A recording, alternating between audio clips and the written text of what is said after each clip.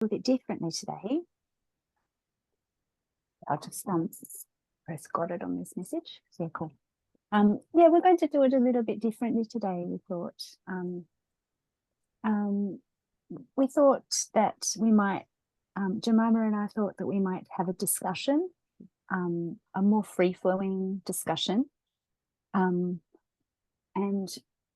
see where the discussion takes us with our different but intersecting views of the work of Gary Becker and our different disciplinary locations as well. Given that we do have only a small group today, Jemima, how would you feel too about after you've done your presentation and we commence our discussion? Would you feel okay about just opening that discussion more broadly to everybody rather than having it as a discussion just between us? What do you think? Yeah, I can do that. Yeah, happy to go with that. I know we've kind of mapped out some topics and questions that we'd like to discuss, but we can keep an eye on that as we progress. And if other people would like to ask questions or join in and with your own perspectives, that might be good too. So we'll see if we can do it a bit like a open discussion podcast kind of thing. So to begin, let me acknowledge the Wurundjeri people of the Woiwurrung language group of the Kulin Nation, where I am located today. And it's important as Australians that we pay our respects to the elders, past, present and emerging, and acknowledge that sovereignty was never ceded by the Wurundjeri people on the land where I'm speaking from today. So I thought I'd just give you a little bit of context for today's discussion, and perhaps also for those people who are watching later on the video. As you know, this webinar is organised by the History of Economic Society and the MA, the Master's program in the Theory and History of Economics at the University of Leon. And as you guys already know, but perhaps people will join us later on the video listening to, so it's worth saying that the motivation for the webinar was to bring together historians of economic thought, applied economists, demographers, political and critical theorists. So not just historians of economic thought or economists, but people from a variety of different disciplinary backgrounds to consider the economics of reproductive rights in contemporary and historical context. I quite enjoyed the openness to plural disciplines, plural perspectives in the webinar. So we don't just have people from all across different places today, but also different disciplinary backgrounds. And we've heard Marianne Johnson provide insight into the family limitation debates in Sweden in the 19th century. I tried to build on that by considering the Victorian family limitation debates and the economists who contributed to those debates, with a focus on Alfred Marshall. We've been privileged to hear Caitlin Myers speak about the economic research studying 50 years of abortion policy in the US. And we've heard from Mayra Pinedas-Torres, who looked at the legal aspects governing access to reproductive technologies and abortion. And so I guess we're discovering as we progress that reproductive rights have been conceptualized historically by economists as a function of a variety of different problems that seemed important at the time. We've seen poverty was a problem in the family limitation debates. We've seen purportedly immoral behaviours was a problem as well. We've seen a need to secure living standards for families. We've seen an interest in the 20th century, the latter part of the 20th century, in gender equality and accessing work and education and in having outcomes, economic outcomes equivalent to that were equal, and abortion access, reproductive rights, access to contraception have been shown to be important elements in this. And this week, we're going to hear from Jemima Repo as to how the work of Gary Becker has had an impact on how demographers have studied reproduction and reproductive rights and population change, both in the global south, so demographers studying population in the global south, reproduction and fertility in the global south, and also demographers in Europe who might not share the same perspectives and interests, or might have different assumptions, different background conditions. So their work is going to be a bit different. And I don't know very much about demography, but we're going to hear today from Jemima, who's got expertise in demography. Now, just before we do that, let me introduce you to Jemima. So Dr. Jemima Repo is a reader in political and feminist theory in the School of Geography, Politics and Sociology at University of Newcastle. And Jemima, you wouldn't necessarily identify as an economist or as a historian of economic thought, but rather as social and political theorist, demographer, feminist theorist, and expert in biopolitics. Is that fair to say? Yeah. So we're going to have different perspectives to bring to the discussion today. And I really enjoyed her book, The Biopolitics of Gender, published by Oxford University Press, and it's worth saying that it received the International Studies Association's Feminist Theory and Gender Studies Book Award Prize, which is not to be sneezed at. That's an excellent prize. And she's currently got a 3-year research grant from the Cone Foundation to study the commodification of feminist activism. So we're very lucky to have her today, and a thank you to Jemima for joining us to talk about these issues with us, as her work's already made a significant impact and contribution to our understanding of the intersection of gender, politics, policymaking, with particular attention to the study of population and reproduction and fertility and access to reproduction, reproductive control and rights. And with that, let me turn to Jemima for you to present us main ideas in one of your papers on this topic before opening the discussion up more broadly. First off, thank you so much, Miriam, Marianne, and Rebecca, for inviting me to speak in this forum and for the kind introduction. As Miriam said, I'm more of a political feminist theorist. I don't also have expertise in demography as such, but demography is something I've studied like as an object of my research rather than conducting demographic research. And the same goes for economy or the history of political economy. And I kind of fell into Becker completely unintentionally. So for that reason too, my reading of Becker comes from a particular place motivated by certain research interests I've had.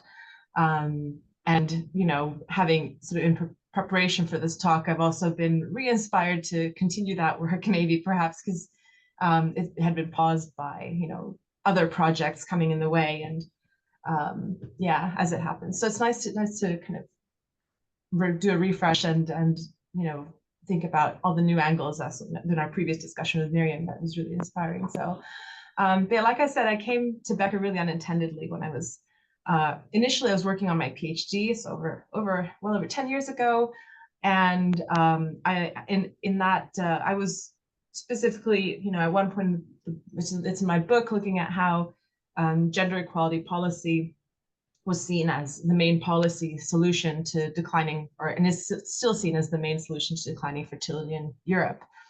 And European countries since the 1990s in particular had declining fertility rates on the agenda because of the threat they pose to the financial sustainability of the welfare state.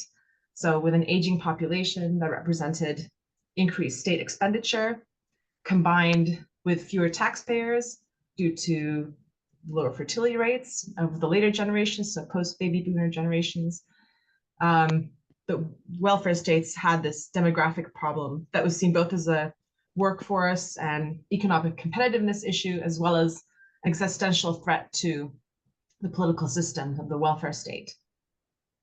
And you know, I was surprised to come to Becker actually, because obviously I'm very Foucauldian in my work, and I know Foucault's work on neoliberalism very well, as many people do.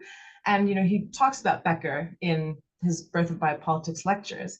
And so, you know, it was one of these exciting coincidences when you're reading about demography and then realizing that these people are talking about Becker all the time, referencing Becker as kind of the cornerstone of their thought.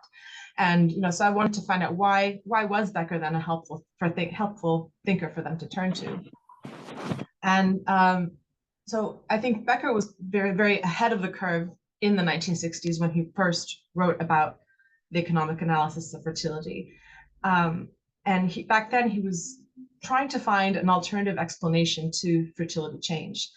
So he thought that existing theories of demographic transition were failing to adequately explain the latest developments in demographic transition. So demographers at the time still predicted fertility changes based on society's level of industrialization, so mode of production. So pre-industrial societies, pre-industrial societies had high levels of fertility, high levels of mortality. Then industrializing ones still had high fertility, but with lower mortality rates. And then industrialized ones were assumed to have more stabilized fertility and mortality rates. So kind of lower fertility and lower mortality. And then it was assumed that that would just kind of continue because now the sort of industrialization has kind of, we've reached this sort of, you know, point in this teleology where it kind of stabilizes, sort of almost like an end of history sort of moment. But, you know, to demographers' surprise, fertility increased again after the Second World War and then started to decline again in the 60s. So this really baffled demographers. And Becker thought that he could provide a better framework for making sense of these kinds of changes. And he changed the level of analysis from the macro level to the micro level. So I'm getting some feedback. Oh, okay. So he, from these kind of historical trends of production to individual behavior, and placed individual behavior, so in a way human agency rather than structural factors, at the heart of his approach. And this was a really radical, you know, epistemological step to take for a field, especially that hadn't really changed its overall epistemological approach in decades, and didn't change it until sort of the 70s and 80s. So this way of thinking, which in Becker's approach, seeing supply and demand, a marketplace, as it were, taking place in all aspects of life, was, in a way, was so uncommon then, and now is so commonplace that sometimes I find it really difficult to challenge that and problematize that, and to appreciate how radical his suggestion was. And indeed, Becker's work was rejected by demographers and, you know, people working in that area, areas of fertility and in other disciplines for about 2 decades. They dismissed it and said that it was treating humans like machines and that it bore no relevance to their work and so on. So it wasn't something that was taken up immediately and accepted. It kind of took a while for people to find that work and find it useful. But yeah, so he was being very clear that he was introducing an economic approach to fertility, and with a particular understanding of what economics meant. So I like to refer to his book, An Economic Approach to Human Behavior, that he published in 1971. That's a collection of various, you know, main essays that he produced by then, and he adds an introduction to it where he gives a really nice definition, I think, for what economics, you know, signifies to him, that I think is relevant across his work. So he says that economics is not defined by its subject matter, such as markets or production chains, or even labor, but rather its particular ontology. So its methodological approach, which is centered on, you know, his understanding of human behavior. And this, he says, has three assumptions. First, that human behavior is utility maximizing. Second, that markets coordinate the actions of different participants so that their behavior becomes mutually consistent. And third, that people have stable preferences over time. And he says that these three statutes, quote, used relentlessly and unflinchingly, form the heart of the economic approach, end quote. And he was also very aware of the innovation that this approach represented. He said, quote, the economic approach is uniquely powerful because it can integrate a wide range of human behavior, end quote. So it's radical because it's not just looking at a limited domain or a certain number of domains of human activity, but all aspects of human activity and existence can be systematically subjected to an economic analysis, because if economics as a discipline is now defined by its ontology of human behavior rather than its object. So reproduction too can be refigured as a utility maximizing decision exercised by individuals based on their personal preferences in the marketplace, rather than it occurring, for instance, due to human instinct or being determined by modes of production. So how does he then argue this specifically occurs? So if we're thinking about, this kind of consuming subject as the subject of reproduction, he argues that children are like commodities. They're desired by parents who represent kind of the consumers, and they're desired for their utility. He says this utility is mainly psychological satisfaction, but also potentially they provide additional income in some contexts. And, as like all commodities do, they cost money, to keep up, to feed, to maintain, and so on, educate, and so on. So the number of children, he says, in a family was determined by the demand for them relative to their cost to parents. So how much a family could afford to spend on them. A fall in fertility was the result of a fall in the demand for children due to their increased cost, as a result of which parents would be prompted to invest more in their quality. So put differently, fertility declined because people preferred to have fewer children of better quality rather than more children that were of poorer quality. And to be clear, Becker wasn't necessarily concerned with declining fertility as such in the 1960s, but rather with fertility. I think he was more interested in fertility transition theory in general and kind of providing a different framework for it. And I think this is because fertility rates were still above replacement level in the United States and the West at the time, which is above 2.1 children per woman in her lifetime. And it was the population explosion, so-called explosion of the global South, that was more of a concern in the 60s. So when in his later work, when the early signs of fertility are starting to emerge and be a political concern, I think then we see Becker engaging more with explicitly the problem of women in the labor force. And this is evident in his treatise on the family that he published in 1981, that received a particular mention also when he received the Nobel Prize. And here he notes specifically the mass entry of women into the labor force as the cause of falling fertility rates. And this he kind of rationalizes specifically in terms of that it was the increase in women's wages that made the sexual division of labor, marriage, and having children less attractive, because the gains from them were reduced. So they were not as utility maximized. They weren't as beneficial for women anymore. So also divorce, delayed childbearing, or even childlessness become more attractive to women.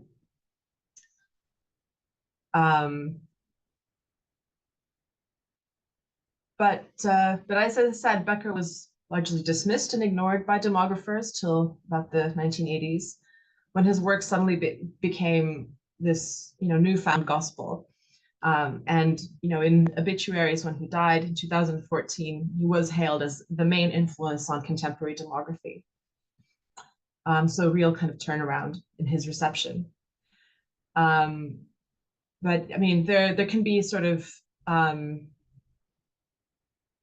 haven't specifically, maybe I could do much more detailed research on this, but what I propose and why he became so popular were the following. First, I think the legitimation of human capital theory in the development context was an important precursor for, other than development demographers, but European demographers and Western demographers, to appreciate. Here's what I found. Oh, my watch is trying to talk to me. Sorry. They kind of, the people working with human capital theory in the development context appreciated the importance of women's labor for economic development rather than seeing it as a problem, and that I think Becker does see women's labor as it's framed rather as a problem, whereas people like Theodore Schultz and T. Paul Schultz, they framed it as a significant factor for development. And this, I think, legitimized the human capital theory approach, also then for demographers, and giving a different kind of perspective on what could be done with this approach, that it could, was framed in more, let's say, more empowering terms. Second, simply the turn to Becker was a response to the diminishing usefulness of demographic transition theory, which didn't provide many tools for examining so-called post-transitional societies, so societies that were past the, were industrialized basically. And finally, I think it was a framework that, by all appearances, avoided the pitfalls of more interventionist approaches that have been criticized by feminists and anti-colonialists. For instance, overtly pronatalist policies, but also antinatalist policies. And it gestured towards policies that could alter the surrounding factors that influenced women's fertility choices and thereby influence fertility, rather than seeking to directly control women's bodies. And so it's this focus on, the human agency, of a certain kind of human agency, so the ability of, understood as the ability of women to make choices, that resonated very strongly with second wave feminist rhetoric on reproductive choice. And this was then also appealing to demographers and development economists working in the global South, because it could, it provided an alternative way to engage with fertility without falling into accusations of I guess, sexism and racism. But I mean, I think we'll also go into this discussion more. I think it's a point that me and Miriam and I were also interested in exploring further. I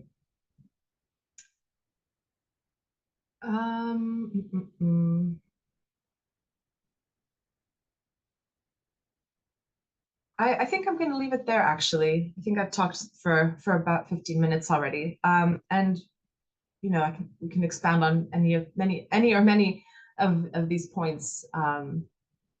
But I think I've just tried to give an overview of what his approach to fertility was, why it was seen as important, and, a sense of the impact that it's had. Sure. So, okay, thank you very much, Jemima. Would it make sense to... So you've provided an account of why Becker became popular in the context of a transition theory by demographers that placed the locus of change in industrialization rather than in the sorts of considerations that Becker had featured. So this is about, in a way, his popularity his increasing popularity in a discipline like demography. How does this fit, do you think, with the way in which Becker himself contextualized the sorts of problems that were important to him?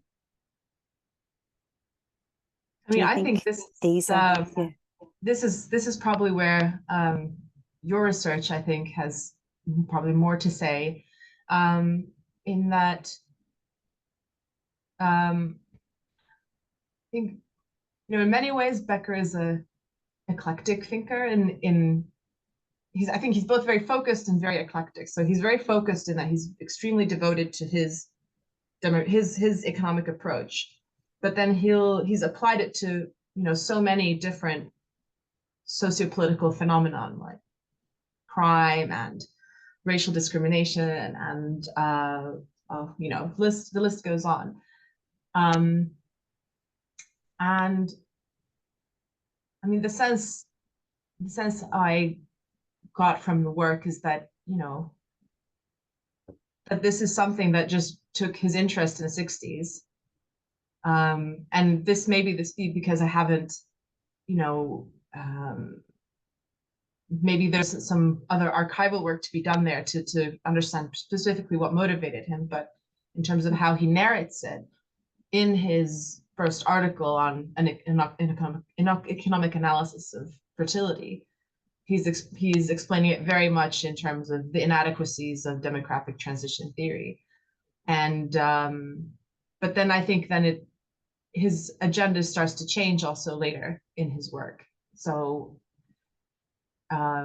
his work, I think, becomes more I guess, normatively loaded in the 80s and the 90s. We start to see, for instance, I mean, one example of this is in the Treatise of the Family already. We see that he discusses why there is a sexual division of labor in the family. And he says that this exists in nuclear families simply as the result of historical utility maximization.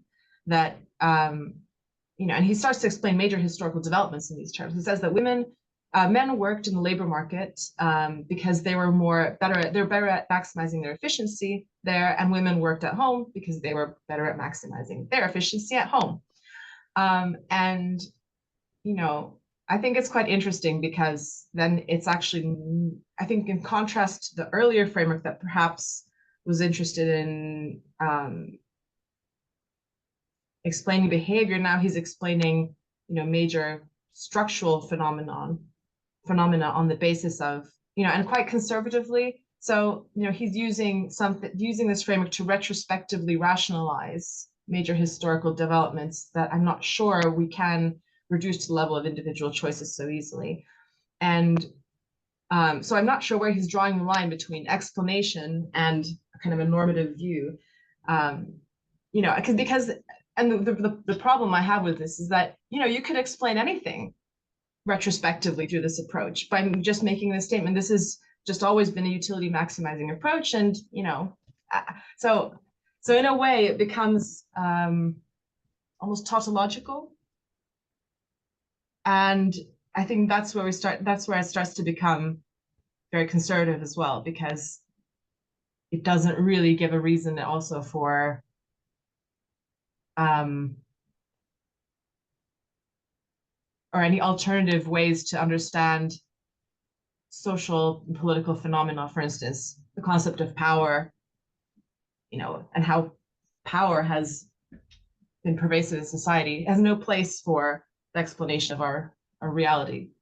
So, and what I find really, what I still juggle in my head with about Becker is that, Becker's work can be used, or the way it's been used has been used for various different political agendas. And this is, I guess, where we were to, where our work has also shown that difference, and specifically when thinking about the multiple legacies of Gary Becker, is that European welfare states have embraced this understanding of fertility and used it as a basis for their gender equality policy. So, so in brief, for European demographers, because the cost of children has increased, the policy solution is to make them less costly. And so that means investing in childcare, giving tax breaks to families with children, for instance, supporting women to return to work after maternity leave. So they dovetail very neatly with kind of certain feminist goals. But this is Gary Becker, who we think of as a neoliberal, and then hence not necessarily a very welfare-friendly economist. And I find that really fascinating how this work morphs and shifts. And I guess one of the reasons I kind of started to think about this a lot was also because I had a friend who worked in the nudge unit, so the behavioral insights uh, uh, company that follows the kind of the Pinker nudge sort of stuff that still has this behavioral approach to analyzing social problems. And my friend is very much a social democrat, believes strongly in the welfare state, and yet this approach, at the first time I encountered that many years ago, it's a bit like, oh, there's a I hadn't really thought about that, because I had always approached the neoliberal thought from, I guess, a very critical perspective that assumed that it was always a conservative project. So I'm really interested in understanding these weird contradictions of how this kind of thought becomes also adopted by welfare states. And I guess it becomes a part of this neoliberal welfare state as well. And I think there is a connection there, right? Because welfare states are neoliberalizing and they're interested in economic efficiency. So gender equality policy, in this sense, is a win-win. It's supposed to increase economic competitiveness and the participation in the labor market, and increase fertility, so produce kind of the next generation of workers. But I don't think that was Becker's vision. So. Sure. And what would you say if I was to hazard my own view that Becker has one of Becker's key concerns, which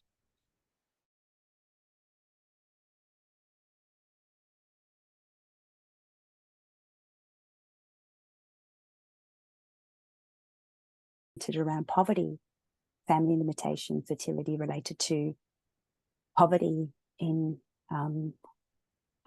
industrialized working class families in particular, no longer really agrarian, agricultural poverty, but industrialized, industrial poverty. It seems to me that Becker often does go back to the idea that poverty for him is the key, the most important problem that economists face.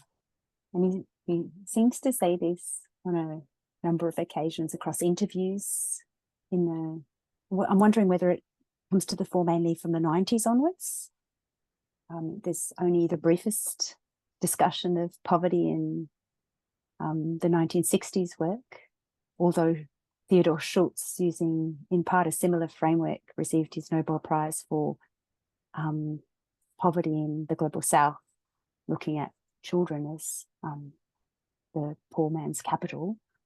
But from the 1990s onwards, he seems to link human capital very strongly to the alleviation of poverty, and sees the family as central here, because the family it's like the family comes in to help him explain why human capital is so central to the alleviation of poverty and the family's role in cultivating human capital. And he says at one point, the main purpose of economics, quote, is to understand and help alleviate poverty. And another quote, raising people out of poverty is one of the key roles of the economist. It has always motivated me, and it still motivates me. So I'm wondering whether the family, if you like, you were looking at the missing link in demography in your article in relation to human capital and family and so forth.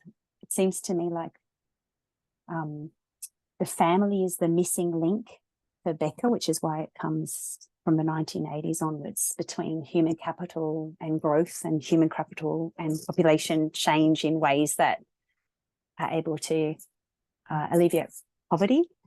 And that I see a continuity then between the approach and the previous approaches that we've seen in the 19th century, I guess, in that sense. So I guess what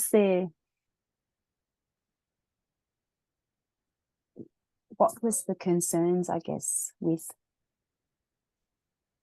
were there any concerns among the demographers who ended up taking up Becker with poverty?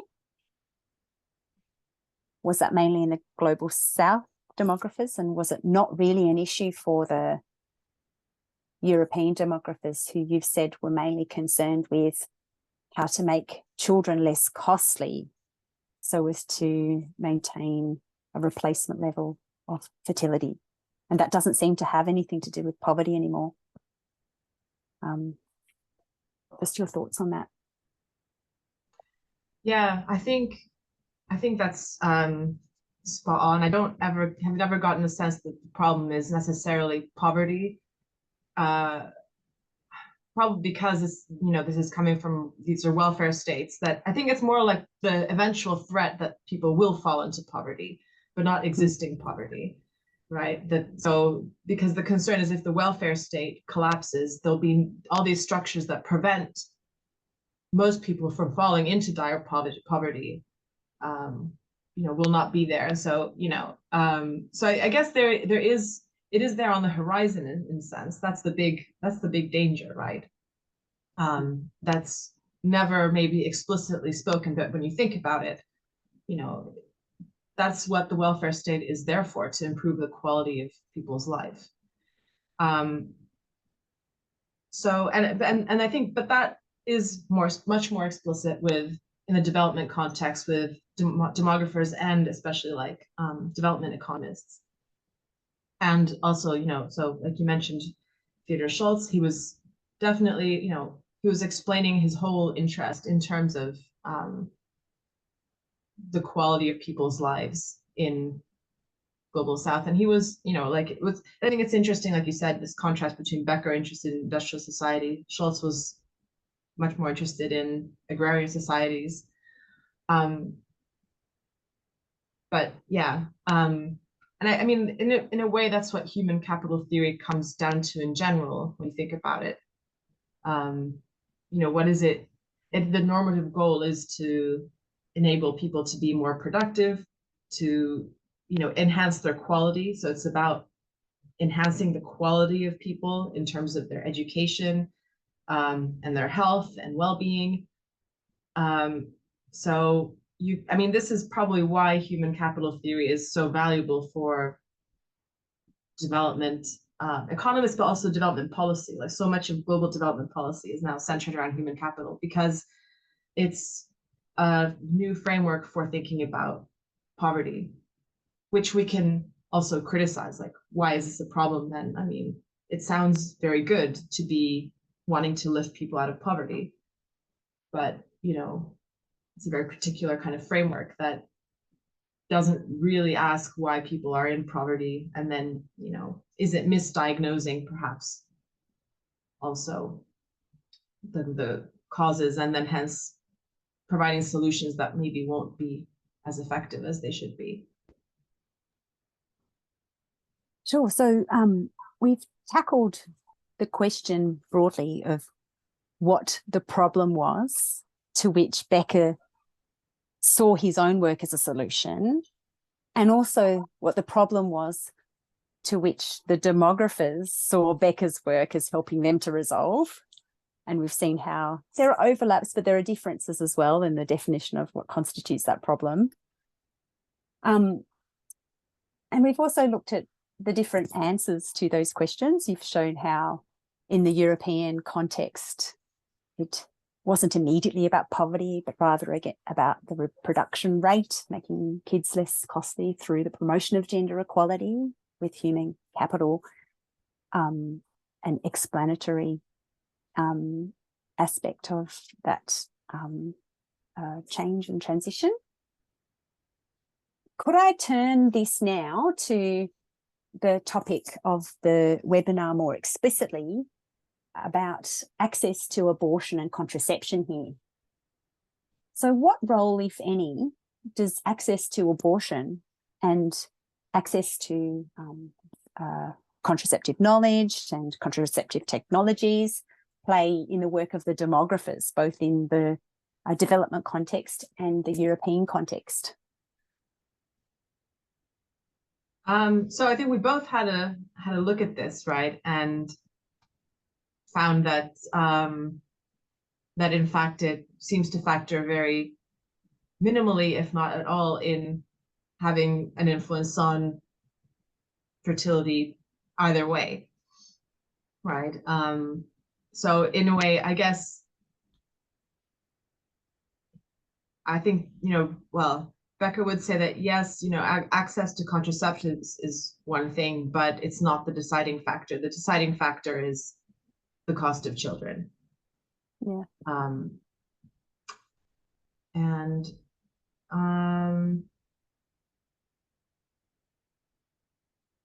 But at the same time, so I have also, since this isn't the stuff that I've researched in sort of depth, but just kind of in preparation for this talk, but there is also recent research that has kind of tried to, so if, okay, Becker himself and, Schultz, the both of the Schultzes, there's two kind of Schultzes who've been very involved, but, didn't really have a lot to say about this. But more recent research has also said that actually, because more restrictive abortion access means that girls drop out of school are more likely to drop out of school. Hence, liberal abortion policies can be associated with higher female secondary school enrollment, and therefore enhance parental investment in the human capital of their female children. So the idea is that, well, so if a girl becomes pregnant, they have to interrupt their education, and therefore that destroys their educational and has human capital accumulation opportunities. So sons are more likely to complete their education, and so parents tend to invest more of their human capital in them. And this is what leads to the gender gap in education. And the context of this this research that was done was sub-Saharan Africa. So, and then this becomes linked to, the sustainable and millennium development goals and so on. So yeah, so though we can't, see this is not something that was discussed by Becker, this kind of angle. And I think it's not abortion and contraceptive independently is having an influence, but an influence because of the impact they have on human capital and hence on fertility, which is then, I think, an important distinction to make. But yeah. I can't say how pervasive that perspective is as yet. That's right. It's hard sometimes to disentangle Becker's own views on particular things from the way that other economists might be able to use this model to speak about particular issues, which the two are quite different often. But if we do go back for the people in the webinar right now and have a look at the actual pages where Becker mentions abortion or contraception, Jemima and I went back and had a bit of a look at treatise and kind of picked out all the times Becker referred to abortion. There aren't many, and contraception, and we discovered that he seems to be presenting abortion and contraception as techniques that have existed since ancient times, that are already known and already being used. There's no discussion of a need for legal access to abortion or to contraception in Becker. And he explicitly presents the pill as not the cause of any drop in fertility, because actually people have already been able to access contraception for a very long time. So that's on pages 140, 143, 144. 144 states explicitly women have already been able to access abortion and contraception anyway. And page 369 and page 362 even potentially imply that it's okay for abortions to be restricted to accord with moral norms. So it's like he's accepting whatever is happening in the background culture as as an expression of those legal norms that have emerged over time to express or frame utility maximization endeavors. And it seems to me that this supports a view of the women's movements, where Becker does also say quite explicitly at one point in time, the women's movements were not a driver of social change. They were really an emotional support. For changes in the labour market that were driving social change. So the cause is high wages for women in the tertiary sector, leading women to want to have market-relevant human capital. The cause is the rise of that tertiary sector post-war, in the post-war period, and the desire for human capital. And that meant that there was a push by social movements to have greater access to abortion, greater access to contraception, to change laws to facilitate this. But these were an effect of a more fundamental change, which was changes to the labour market. And I've always found that a little odd to think that the driver was really not the women's movement at all. Since it merely offered emotional support. Yeah. I mean, it says what he thinks about the feminist movement, but definitely very clearly. And what's furthermore quite interesting is T. Paul Schultz, who's also been really important in kind of human capital theory and development economics. He wrote in the 1990s, I think it was the book Economic Investment. I haven't written it down what it was. It was the investment in women's human capital or something like this. And he wrote then that that human capital was the most effective way of delivering what he said was intra-household resource allocation, or socioeconomic equality. And he said that was, human capital was much more effective. Human capital development was much more effective than civil and marriage rights for women, more equal taxes and transfers, or even participation in the labor force. And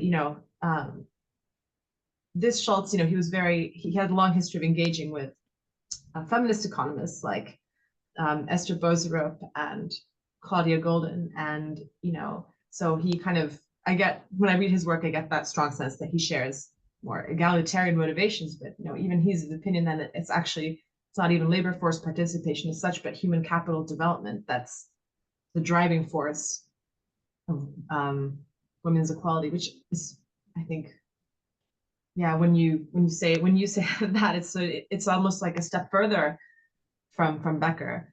I mean, obviously, I think there's linkages there, but I guess it's the precursor, right? Like, probably the assumption I would think is that you need to have a human capital accumulation, and then you can access the labor market in a more beneficial way, and then hence this brings more equality. Yeah, sure. Rebecca's posted a question. Do you want to speak to that, Rebecca? It's an interesting, and we're just open to people as well. Yeah, well, I have two short comments. One more general, that what surprised me most, and when I, for example, when I do my course on history of feminist economics, and I start with the debates in the 1970s between Barbara Bergman and Gary Becker. What surprised me most is this explicitly separation that in particular Becker wants to do, trying to develop a pure theory of human capital, a part of and apply economics, a part of social and civil rights movement and what is happening all around the world, not only in the United States, but in France, in Latin America, in Asia, in different parts of the world. So if he's a part in his Department of Economics at Chicago, in his office, writing his, and trying to make like a strong theory, a strong, sound theory that he can sell all around the world, that he can impose all around the world. So for me, this and of course, always these theories are have political implication. But I have the impression that one of the aim is to do and apply economic theory that can explain, the market, the labor market, and the human capital theory, etc. So this is one comment, and I want to hear what you think about this, the relation between politics and economics in these theories. And the second is like more on the contextual aspect, because it's very difficult to find, open positions about abortion. What do you think? Are you in favor or are you against? What is your personal position? And, I contact Shoshana Gosper, who wrote her dissertation with Gary Becker, and ask her, like, do you have any, because she published a lot, and with other Beckers and Schultz students, I asked them if they explicitly work on abortion, and they say, no, we work on, fertility, we work on divorce, we work on, but not on abortion. So I wonder if there is also something more personal, because all of this is super political, very linked with if you are Democrat, Republican, or also religious. So, there are many Catholics, Jewish, Protestant, Muslim, etc., that they don't assume publicly their position. So I wonder if you have any clue, any information about this. But thank you very much, because for this for this information that you're giving us. Those are super interesting questions. I definitely want to hear sometime more about your discussions with Becker students. Those must be very, very interesting. With regards to abortion, I think it's a very difficult one to answer, because on one hand, I don't feel that Becker was ever shy about discussing controversial topics. Especially when, in his work on crime and punishment, he makes almost arguments, that about various illegal activities like drug use, but also abortion is mentioned there as one of the illegal activities back when it was, pre-Roe versus Wade. And, kind of throws it in the air like, oh, we should, maybe think about, whether it is actually beneficial to have these restrictions on some of these, and what would be the kind of most effective way of reducing these illegal activities. So from that, I often get the sense, and when it comes to many things, fertility and so on, he's a very pragmatic kind of thinker. And that doesn't mean that he's not aware of his own biases. But it's hard to say what they are, because he never really, or maybe they come through, especially in his later work. It's more political, and I think Miriam has much more to say on that. But it definitely is, I think he likes to think of himself as a very scientific, pragmatic person that isn't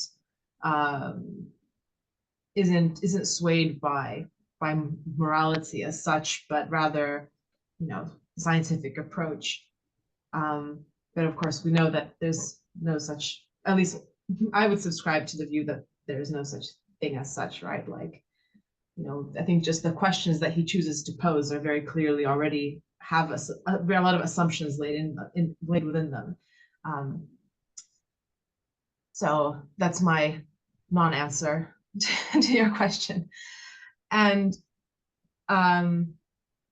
also the politics and economics so I have to confess, I haven't read a lot of his later work, and this is why I defer to Miriam here, because I've been very interested in the fertility stuff, which is much earlier, where I know that he's written more about democracy and so that, you know, relationship economics and politics. But if what you say is correct, then I think it's very surprising that, you know, he's making this argument that his approach can be applied to, you know, any aspect of human existence, but then yet if he sees that actually is related to, restricted to the social and not to the political, if that's what you're saying, then I find that, you know, yeah, just a bit surprising, and I'd be interested to know why he thinks that. But when it comes to politics, I think he's very, like, in general, his work is very depoliticizing, and the example of the women's movement is basically, you know, captures that very much, that he doesn't think that politicking can have a very important impact on people's lives. Everything, the best change can be by kind of devising the appropriate incentives to direct human behavior in, I guess, what he would see as a more rational direction. But please, Miriam, I would be also very interested to hear your response to those questions. I don't have too much to say on the first one that Rebecca asked. I think you already answered that very well in raising the, in identifying how he was willing to talk about controversial topics in other areas. What I find interesting with Becker is that there's a sense in which he's quite happy to accept that the economic approach can lead to very divergent views on the role and almost opposed views on the role of government. And he often, that means, explicitly states that we need empirical evidence rather than the deductive rational choice approach that might support a view on government's role. So, for example, in the 1991 version of the treatise, the supplement to that book makes an argument that there may very well be a need for extensive social security for ageing populations in order to provide the institutional conditions in a context where parents and children cannot be held to rational promises. So if parents and children are going to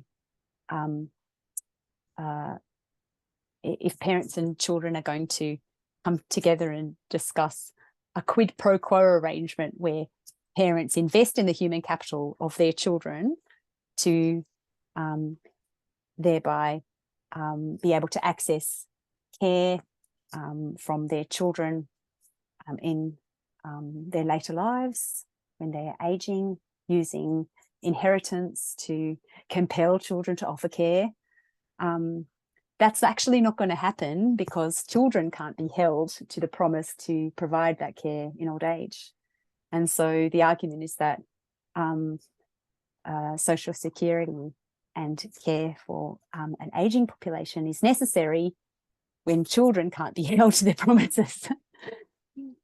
On the other hand, he often allows himself on many occasions in interviews and so forth to express deeply political positions about being very much in favour of a limited government.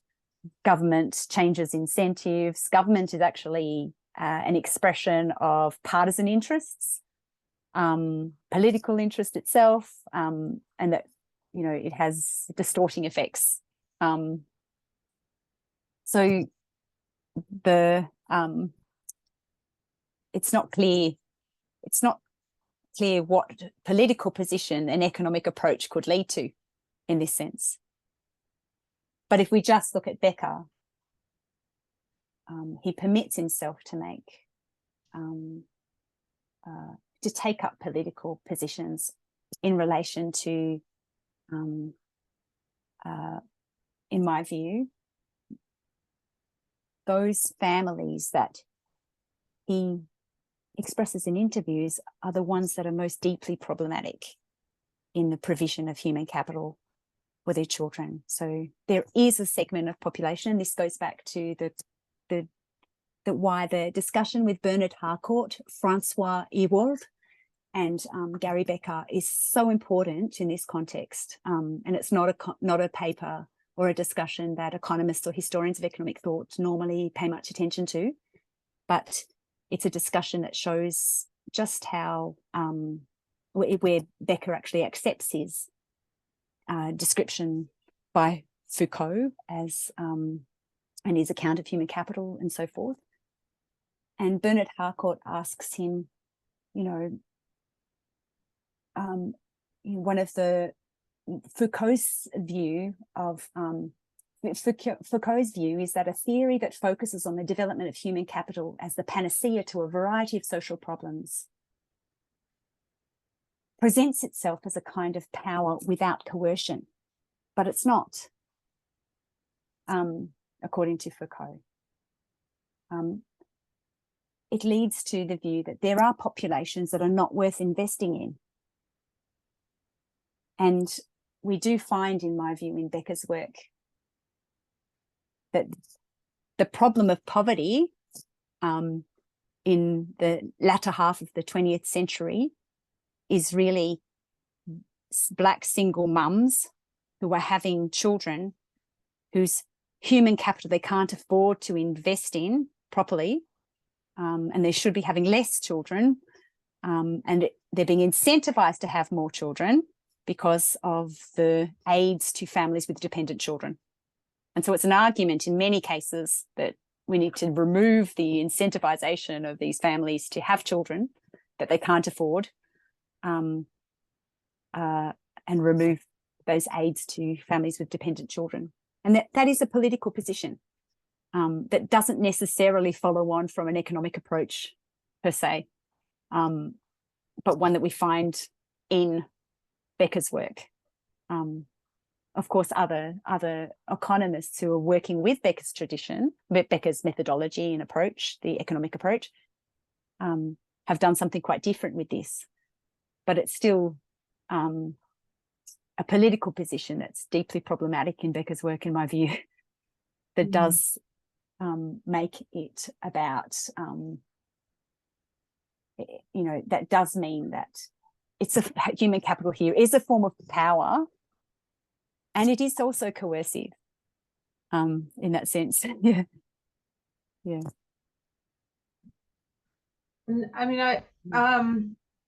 is there anything to sort of expand on too? Then how does he see, if I can ask you a question, like, I guess Black women's human capital, the problem of Black women's human capital, because so when he was writing in 1962, he was he forms this, this notion of the cost of children and so on. He used on Jacob Minster's 1962 study on the allocation of time in households, which is based on the experience of white married women.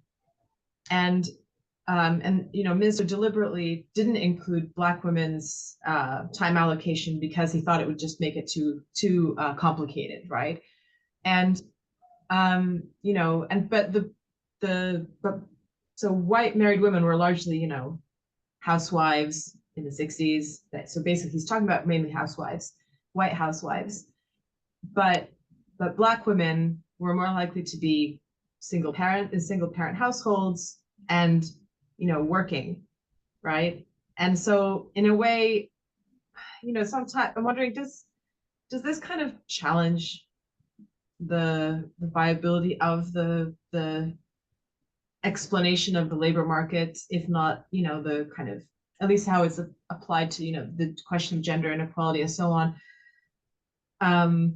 if it doesn't seem to fit, right? This it only seems applicable to a certain group of women, because if Black women are already in labor, then how does, yet they aren't seen as very I guess, productive, right? So they're not able to nonetheless lift themselves out of poverty. And so how does Becker rationalize that? What are they doing wrong? I mean, okay, yes, there's a question of incentives, but then I wonder, how does he explain that phenomenon? Does he, or does he just ignore it?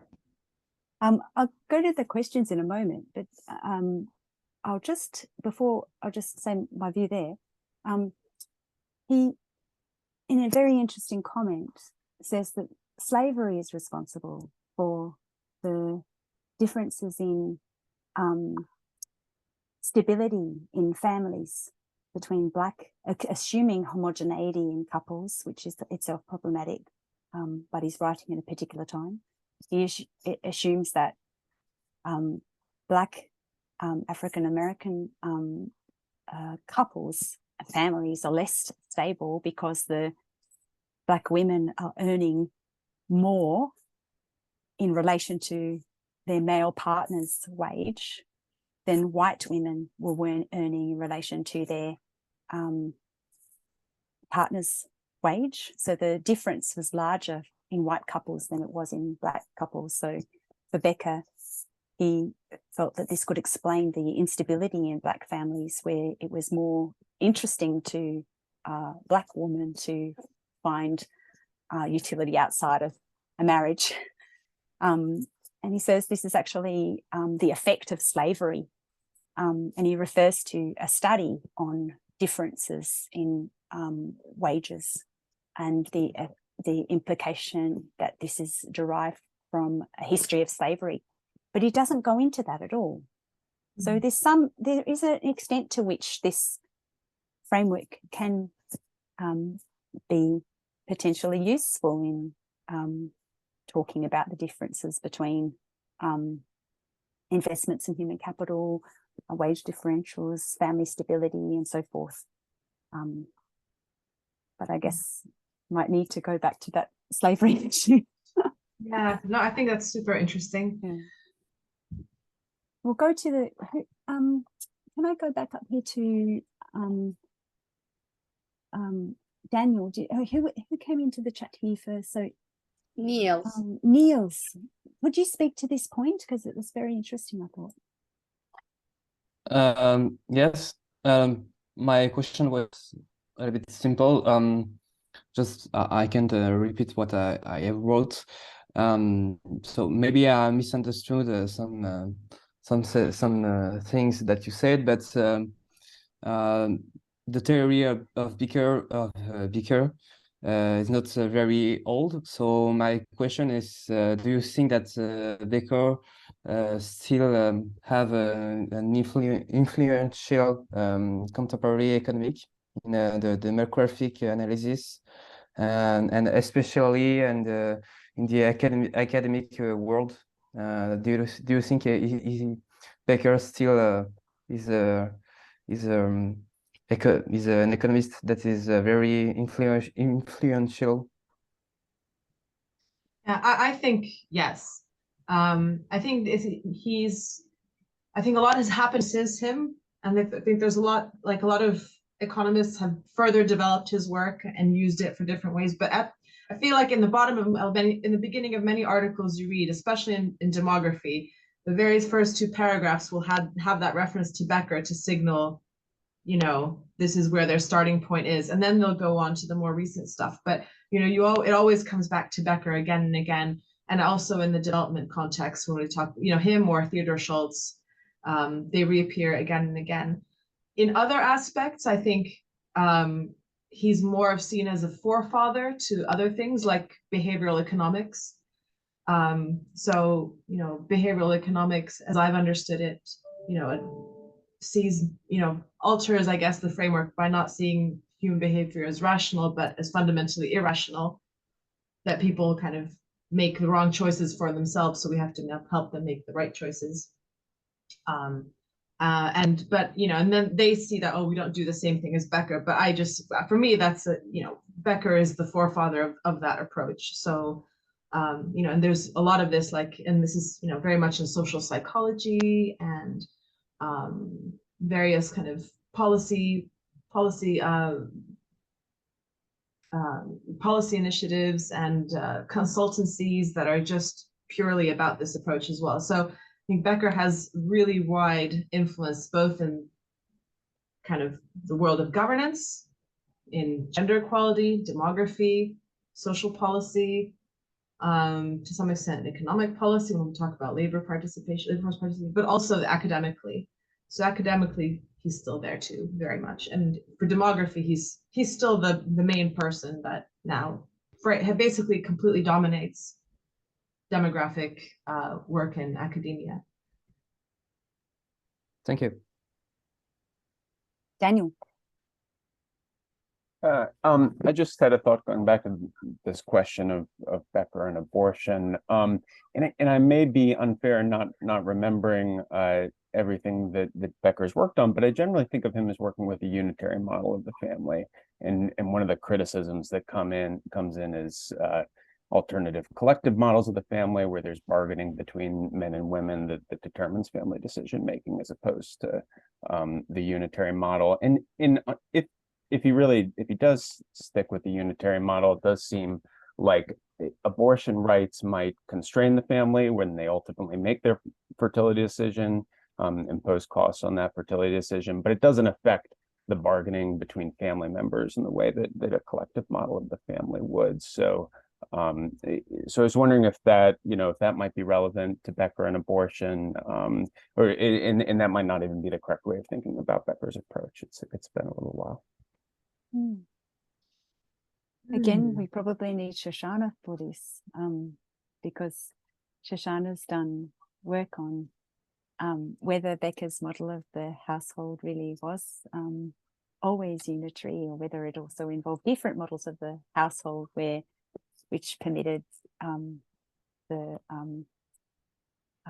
sort of bargaining, non-cooperative bargaining models. So that's not really, I can't speak to that at all. We do need her expertise, or somebody who knows those models and their variety in Becker's work. I'd be interested to see whether or not access to legal access to abortion would actually change the nature of bargaining within a family. I think it would.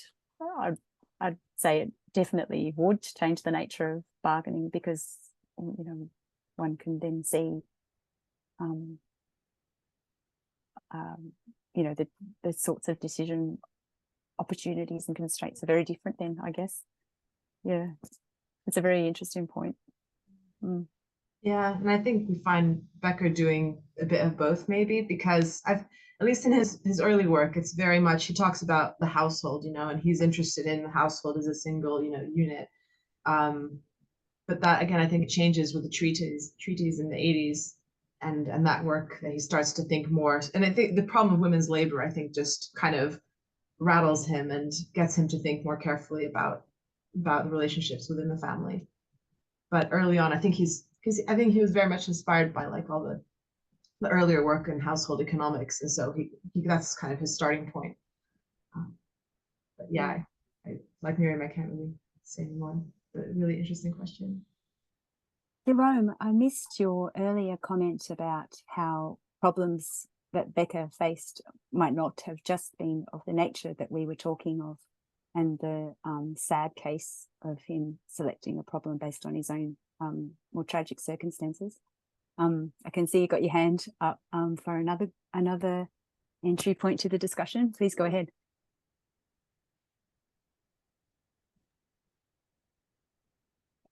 Can't hear you for some reason.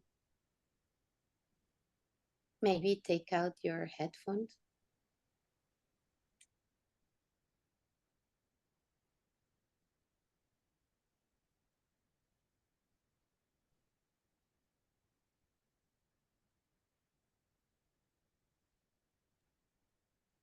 You are mute.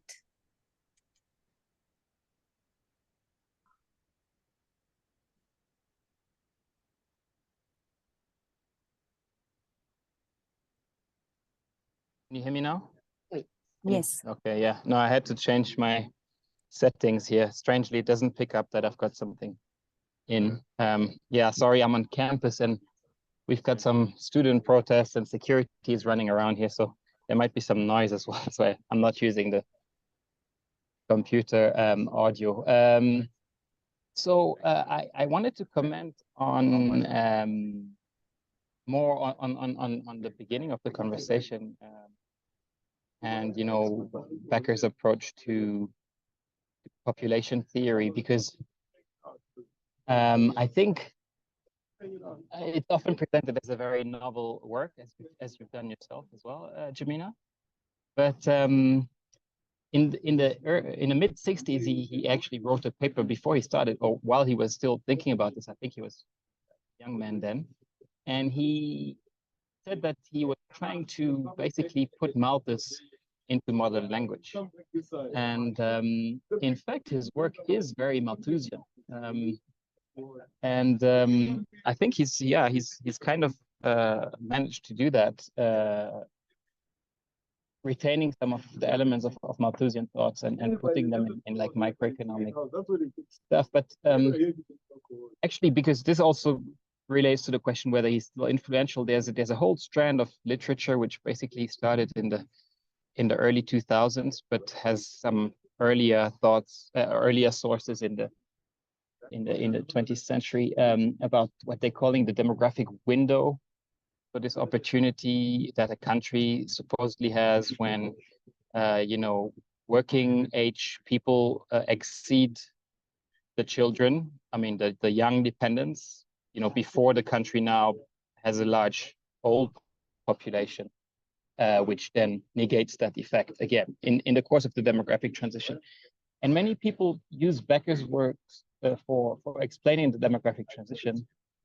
And yeah, sorry if I'm long, but I wrote a paper on that. But the thing is, the explanation totally actually negates the historical experience of the demographic transition, because the demographic transition starts with a huge mortality decline, and in particular infant mortality decline, historically in Europe and everywhere else it's taking place.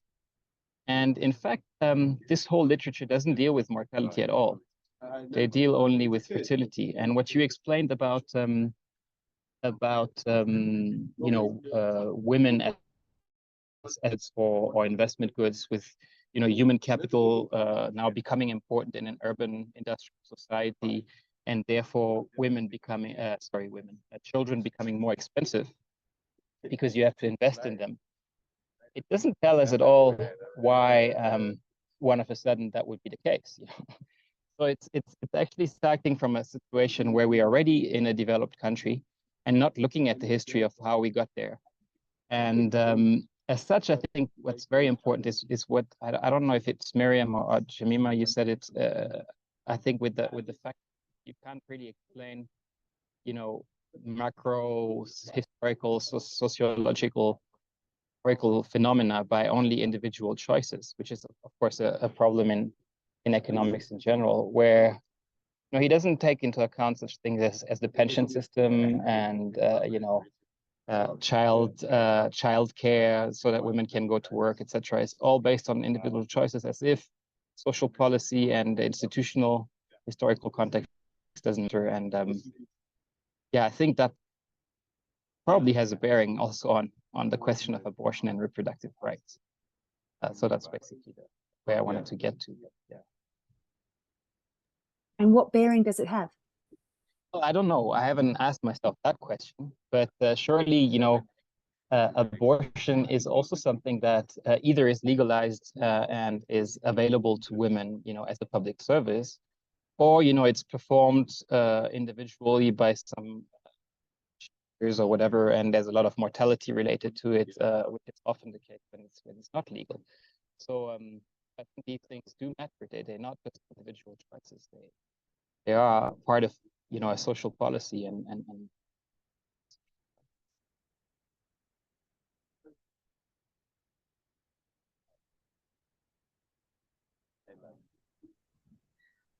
no, thanks. I think that's a really interesting point, and I confess I haven't really thought about the mortality point, which is really obvious. But yeah, I wonder why he doesn't, you know, maybe it's also the problem of being so focused on explaining a single phenomenon, right? Because it doesn't necessarily focus on the interrelation between different phenomena, right? And also mortality is something that can't be necessarily, you know, integrated into the framework of choice, you know, except when it comes to suicide, perhaps, which you also mentioned. But, you know, it's probably like, you know, kind of, maybe, I wonder if it has this, it's just pure speculation, but, you know, Miriam was saying about how abortion and contraception are just these things that happen, and then, you know, so it's pointless to think about them because it's fertility, because maybe mortality doesn't affect fertility so much, or if it does, the way that mortality does affect fertility then is because when you have fewer children, so more children surviving, then you start to focus on the quality of those children rather than their quantity. So mortality then actually for him is a variable that affects choice, you know, it affects the utility maximizing decision, but for him it's not a factor that he considers, I guess, significant to think about demographic transition as a variable in itself, akin to fertility. So yeah, maybe I think that might be how he thinks about it. Yeah, and maybe he wasn't actually even trying to explain the demographic transition. Is mostly how his work was used later, right? Because he was clearly thinking in a context of, you know, the US or another developed country. He wasn't a development economist, unlike Schultz, was interested in, you know, agrarian change, etc. So I think that might be also the problem, that people use work from a certain context and then they want to calculate. He did clearly have the ambition to explain certain population phenomena that, yeah, but even Malthus doesn't really do that. It doesn't explain the demographic transition. So if he wants to start with Malthus, maybe also that's the wrong. Yeah, it's true what you just say wanted about Malthus. I just wanted to say about the thing about suicide, that was not from me. It's another Harcourt, because you mentioned Bernard Harcourt, but this is Geoff Harcourt actually, who told me this. I think he probably didn't know him, so he died basically, but it was 90s. Probably all know Harcourt. Sorry, I couldn't hear that last bit very well. Oh, sorry, I'm saying it's not me. Who said that. And it's not him.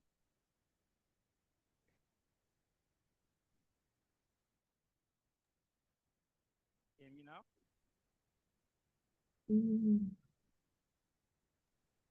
You can write in the chat. Better? Oh, there we go. Okay, sorry, I don't know what happened. No, I'm saying the bit on suicide was not my research or my finding. It's Geoff Harcourt, who is another, because you mentioned Harcourt earlier, but Geoff Harcourt was a big post-Keynesian economist, and he told me that bit about Becker. I don't know where he got it from. That it was actually motivated by the suicide of his wife, but I would think he probably knew what he was talking about. My anecdote about Becker's wife is the first time I got treatise. I checked out the first time I read the treatise. I checked it out from the library to see if it was worth looking at, and somebody had, because he dedicates it to his wife, and somebody had written in pencil underneath, who took all my notes and did all the labor for me in the background. Anyway, those just I don't know if anybody's read Who Cooked Adam Smith's Dinner, but it's kind of a similar vibe. Yeah. Now I think Rebecca has to go because she's going to go teach. Do you think we've come to a natural close? Because I had in my notes here, how should we finish? Bring it back to abortion, contraception, reproductive rights at the end. And Jerome has done that for us. So I think it's a nice finishing point to this seminar. And I just wanted to thank you all for your contributions to the discussion. and Jemima in particular for leading such an interesting and nuanced presentation and discussion with us all. So thank you. No,